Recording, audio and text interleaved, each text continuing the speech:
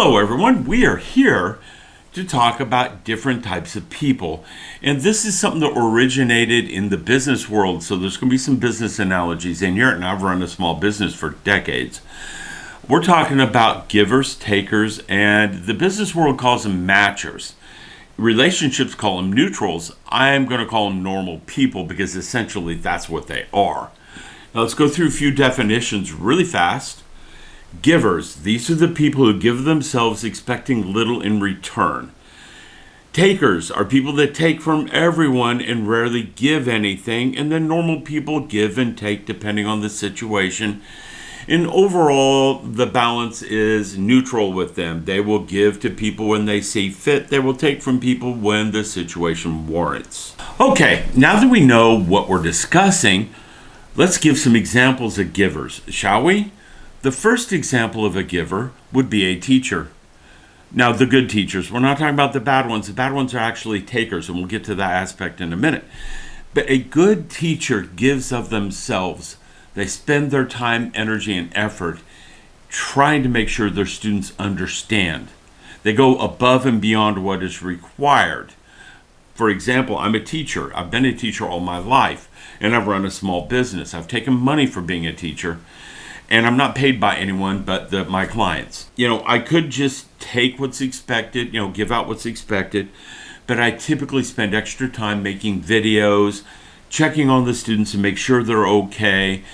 I make cheat sheets, and I stay late quite often and work an extra half hour to an hour when I'm not getting paid. That's how givers are. They give their time, energy, and effort looking for the success of others. Now, can a teacher be a taker? I encounter this all the time in the math and physics world. These people are up there teaching. They don't teach in the best way. They're confusing. And then they take from their students by looking at their confused faces, like, what the hell? And giving back test scores that are low, and then standing up there going, look, you all are dumb. How easy is this? They're taking your energy when they do that. Those are the bad teachers. They're takers. Now, a normal teacher would be a teacher who just goes in, gets their paycheck. They do their work. Their students learn. They get their paycheck. That's what they take. And the net balance is neutral. That's why some people call them neutrals. And now let's move into the business world. In the business world, can a giver be successful? I've been successful for years, and this is what some people don't understand. The business world has a hard time on this because they think, and a lot of normal people think, business owners are takers. Yes, they take your money, but they have to deliver a product. So I would argue that most of the business world are neutrals. Not all. We'll get to some examples in a minute. But let's use my business because I'm really familiar with it. I run my business giving over more than is required, more than is expected. And what has been the end result? The end result has been that overall, I am doing quite well. Well, I was up until a few years ago when outside forces started interfering. But I've got a good reputation in this state. I was selling TVs the other day because we have like 12 in the house, and we don't need 12. And 2 out of the 3 people who bought a TV from me knew me by my reputation in town. Not for any other reason. And they said open by talking about it and saying, my brother went to you. My nephew went to you. They opened up that way. That means I've got a good reputation and they're wanting to talk to me. And it's a different aspect. Profit isn't the only motivation here. A good reputation can lead to profit. And that's how givers can have successful businesses. Now, what about takers? Can takers take it and run a business into the ground? In college, I saved up my money for months to buy some audio equipment.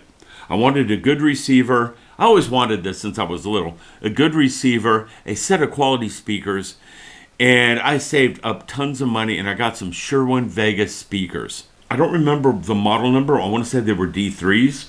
I'll put a picture, B-roll, you'll see it. But I got those things and I babied them for 20 years. And then finally one of the woofers blew. And I shouldn't have thrown them out. Like a dumbass, I threw them out. I should have just repaired the woofer because it was possible to repair them with good quality repair material, and I am good enough to do so. But I threw them out and bought some other crap speakers and suffered with the crap speakers for a while. And then, lo and behold, they made a comeback. And I saved up some money and I bought a full set of their speakers.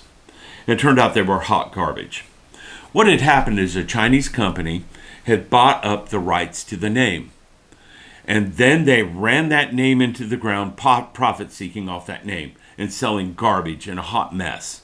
And I still have some of those speakers, but I've been slowly phasing them out and replacing them with better. It's just an example of the taker mentality. It's not good. Another example of the taker mentality, and you know this had to come in here, is a narcissist. Now, a narcissist has to be a giver at the beginning. They have to give you their attention, their time, and presence, and other things in order to hook you in and keep you and take you. And then they become the takers from hell. We're not going to discuss that any further. We've done that one to death in the last 2 videos. Now, what about a neutral, a matcher, a normal person? Can they run a business successfully? The answer to that is yes, quite well. The taker part is they're taking money for their services. The giver part is they're giving their services. And they know that they have to give a good service to get good money.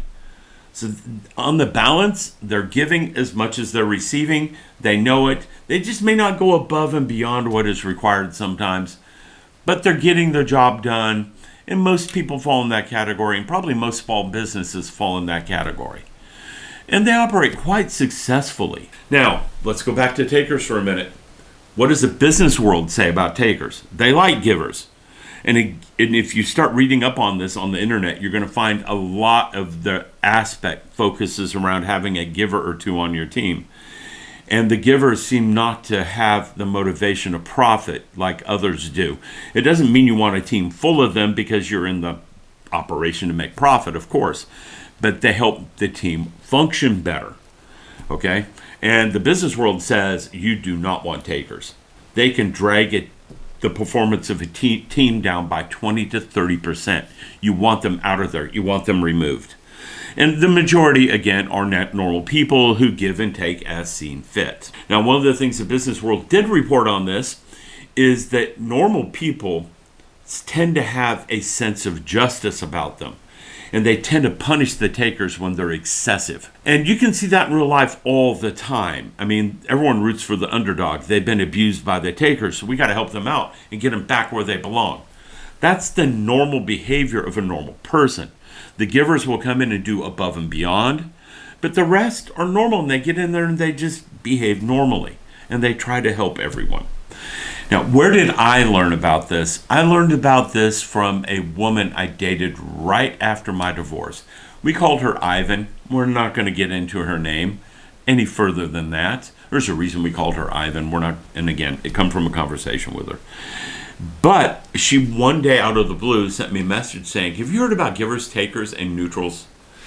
And we had a long conversation about that, and it revolved around successful relationships. Can a relationship be successful with 2 takers? My answer to that would be no, because they're trying to take from each other. No one's giving. It's just going to be a nasty mess of arguments. So I don't think 2 takers are going to go anywhere or succeed. My opinion, I'm not a taker, so I've never experienced that end. But what about a giver and a taker and a normal person? Let's start with that one, because the takers are evil. We're going to get them out of our hair. A taker and a normal person, it will run the relationship down eventually, and the normal will leave. Just the way it is, because there's no return for the normal person's investment. You got to remember, a normal person wants a return for their investment in the relationship. Their time, energy, effort, their love, their giving, their peace. They give all that to be in a relationship. This is what people give: love, energy, your peace, your happiness. And in return, you want some of that back. And then the taker's just taking it, and they return nothing but you suck. Or, wait, why did I marry you anyhow? You're ugly. of course, the narcissist point of view. But not all takers are narcissists. Some are just takers.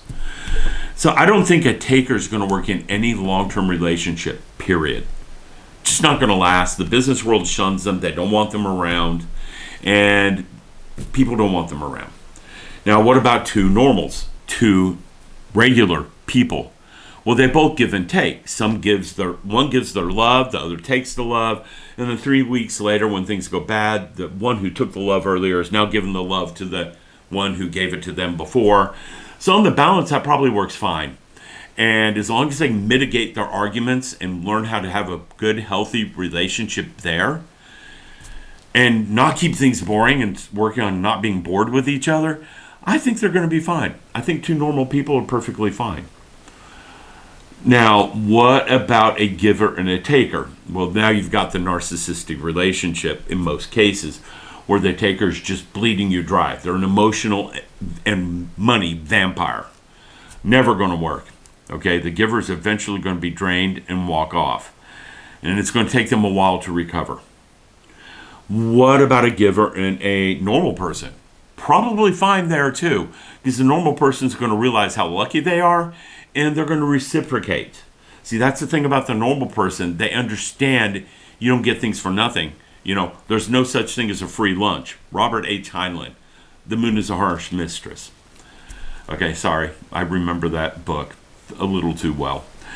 But getting back into this, a neutral, normal, and a giver should work fine, because the neutral is going to give back. Maybe not as much as the giver gives them, but they're going to return it. And they're not going to be mean, nasty. And again, like everything, you learn how to work together, fix your arguments, and put the effort into the relationship. It should be fine, because you don't have a net taker in the process. You have a giver and someone who takes, but they also return sometimes. And it can work. What about two givers?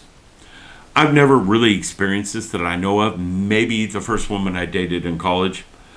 You know, I've mentioned her here before, and sometimes I really regret not marrying that woman. She wanted to marry me, but I was this young, immature, foolish idiot. Okay? And yeah, I think that's the closest I've had to it. I think two givers, again, everything boils down to this. You have to manage your relationship. You have to know how to talk. You have to know how to discuss. You know how to keep it from being boring. Okay? And especially with women, they start getting bored. They start going on TikTok and looking for the upgrade your man videos. You know, and you can't let them get there. Man, you have to do your work. Well, that's for another video, and I do have it. I am working on the script for it. Children and being a parent.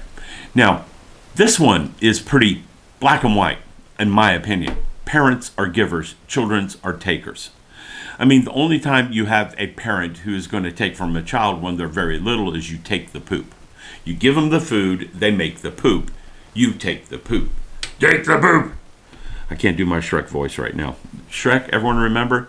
Do the roar! Do the roar! I can't do it quite right now. I've had some congestion. But anyhow, you give them your love, you give them their time, you give them their energy, and when they're little, that's all you do. As they get older, they start returning this. For example, this last weekend, I shut down my business in July. We'll talk about that later. And brought home all the computers. I buy gaming computers for work. And we have 3 gaming computers in what used to be the dining room, set up in an L-shaped desk. And the 3 of them sit and play games together. And I started that about mid-July. And I allowed it to go because they cooperate with each other. They're learning how to help each other. And this is the first time I've ever seen the eldest helping the youngest with energy. So I think it's a win. She was giving her energy to her younger sister, which is something she never does. But anyhow, what I did on Friday and Saturday is I sat in the middle of all 3 of them and helped them play the game. The game they're playing is Pal World.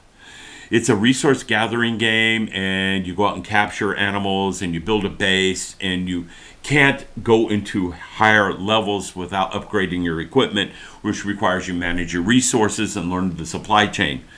It's kind of a little bit involved for these girls. They're 7, 9, and 11. The 7-year-old, bless her heart, got her first base up and got herself to level 10 before we quit for the week. And she did it all on her own. So she had a huge sense of accomplishment there. I mean, I did help her a little bit. She's like, Dad, I can't get back to my base. Can you help me? So I'd help her. The other two were thriving in this thing. And again, I sat there and gave my time and helped them get to where they could play the game. And then on their own, I helped them with questions. Now, that was Friday. Saturday, I cleaned the kitchen and walked in and checked on them. The dining room is right next to the kitchen. So it's real easy for me to check on them constantly. And what happened Sunday is my middle child, Emmy, walked up to me and went, "That is the best game ever. Thank you for bringing it to me. I can do so many things, and I've learned so much on how to do things." And, you know, that's what my giving to her was about, getting that in return. She learned how to give me her praise and her happiness. And this is what children can bring to you. We're going to have a whole nother video on children later, because I see so many people not wanting to have children until later in life, or not wanting having them at all. And I think that's a huge mistake. But as you get older, the children will start to give in return if you bring them up right. And that's what I'm working on. Now, I've been a giver most of my life, and my business drains me. And here's what I mean by that. Up until a few years ago, when finals would approach, I would have 300 to 500 students a day walking through my office. And I'm working with at least half of them during that day. That's a lot of time, energy, and effort going through each person, seeing how they are, trying to make sure everyone understands, answering every question that's thrown my way, trying to teach in such a way I make no mistakes and they get it the first time I say it. It takes a lot of work. You're walking a tightrope to make sure they're fine, because if they're not fine, they fail, and their life can be damaged by that failure. Finals come up. That's anywhere from 10 to 14 days in a row where I'm working 10 to 12 hours, and I'm working with these large numbers of students. And boy, at the end of that, I am drained. Emotionally, mentally, physically, not so much, because it's not a physically demanding job. I'll walk in front of a marker board. My feet hurt, but I've learned how to manage that. But I'm drained, and I have to take 2 or 3 days minimum to recharge. And some people don't understand that, like my kids or family. They just don't get that I have to shut down for a while. Even during the week when I'm working normally, I still need some downtime to recharge and regenerate what I've given to those students. And you've got to watch this if you're a giver, because what happens is you reach burnout and you turn into a taker, and you're justifying your taking by, I've given so much, now it's my turn. That's not a good way to be. It's really not a good way to be. Okay? So you got to watch all this. You got to be careful and make sure that you take the downtime that's required so that you can function again later. One of the reasons I have not come back in a week or two with my videos is the narcissist videos drained me. It took me a lot to make those, and I gave over a lot of energy, time, and remembering painful events to make those videos. So I took some time to regenerate my battery so I could come back to making YouTube videos.